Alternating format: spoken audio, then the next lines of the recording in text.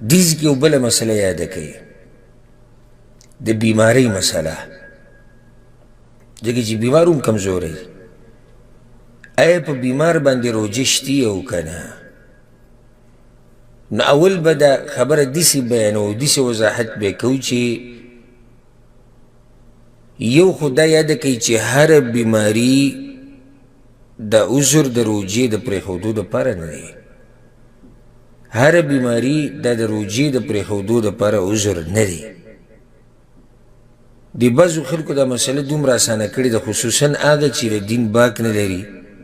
او د دین قدر ورسره نی نو پا معمولی خبرو بانده پا سر می ویجی بوج دینن او نن می پا دی میده بانده لگ دڑو او بس لگ طبیعت می خراب ہو دا اس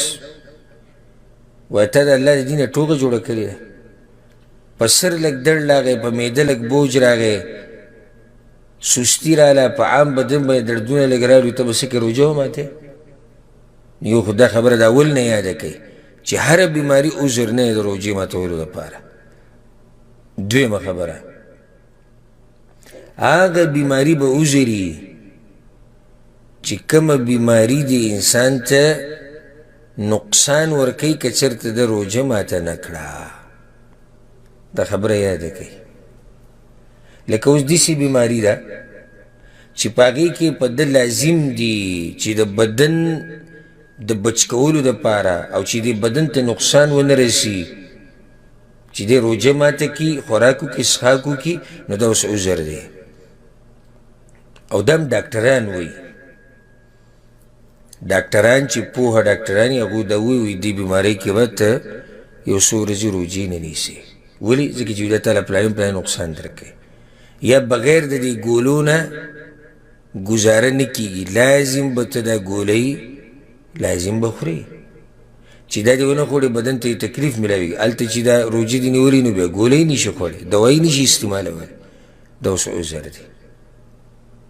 نو بیا دا دی سر بلا خبر داره چی بیماری بیا بدو قسمه دا یو آغا بیماری دا زوست آغا بیماری خبری کم چی آغا عذر دی یو آغا بیماری دا چی آغا وقتی طور دا یو آغا بیماری دا چی آغا وقتی طور دا او دویم آغا بیماری دا چی آغا اگده بیماری دا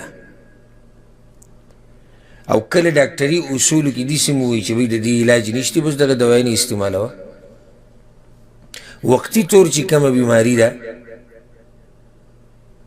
او دغه ټیم کې روجی نیو دی انسان له تکلیف ورکي نو دی به د روجی پریدي او بیا به قضا راوړي دا قرآن کې الله سبحانه تعالی دا خبره ذکر کړې د آیتونو کې چې څوک بیماری یا په سفري فعدة من ایام اخر دغه وقتی طور بیماری ده روجه ماته که خیر دی عذر دی روجه چی دی ما تکڑا اوس بیا وروسته چی کل خشوی نو بیر دی قضا راوڑا دویم آغا بیماری دا چی آغا اگده بیماری دا او عمر لدا سڑے گولی استعمالی عمر لدے بیمار دی نو بس دیم پا دقا آیت کے دن داخل دے وعلا الذین یطیقونه فدیة طعام مسکین کم خلق چی روجی نشینه ورطا گران دی بس دیخ روجی نشینه لکه اوس یو سړی د ګردې خرابېږي د کله روجي نیوی شي نشي نیوی یا یو سړی والعیاذ بالله الله دې ته موږ ټول ساتي په دې غټو بیماریانو کې لکه کینسر او یا دې په شان نورې بیماریانو کې اخته دی چې دی بالکل ځان د خوراک څخه ته نشي بندولی نو داسې حالاتو کې به دی څه کوي دی به بیا د یوې ورځې په بدله کې مسکین لخوراک ورکی او روجی دی ننیسی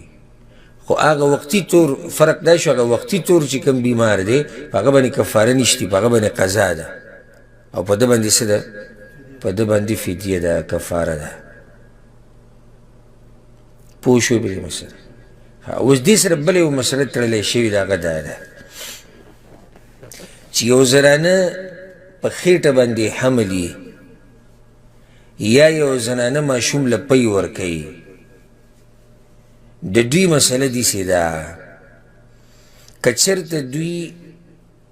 پزان باندی یریگی یا په دې خپل ماشوم باندې یریږي چې یاره دا روژه به یا مال نقصان راکړي یا به زما دې ماشوم له نقصان ورکړي، نو د دوی دپاره جایز دي چې دوی روژه ونه نیسي. یو زنانه که په ځان یریږي لکه حمل دی په ځان یریده، او که چېرته په دې ماشوم یریږي یا ماشوم له پی ورکوي او روژه نیول ورته ګران دي، نو په داسې حالاتو کې دوی له جایز دي چې دوی روژه ونه نیسي، او بیا به وروسته چې کله دغه مسله ختمه شي د کومې دپاره چې روژه نه ده نیولې، نو بیا دې وروسته قضا راوړي. ولې یو سړی چې دا مسله څنګه داسې بیان شوه، دا دې دپاره چې دا هم بیماران دي که نه، دا هم څه دي، دا هم بیماران دي یو قسم. اختلاف بیا د علماو په منځ کې په دې مسله کې دی چې دوی چې وروسته قضا راوړي د هغې سره به فدیه ورکوي او که نه، د هغې سره به فدیه ورکوي او که نه. نو یو قول د علماو دا دی چې دا زنانه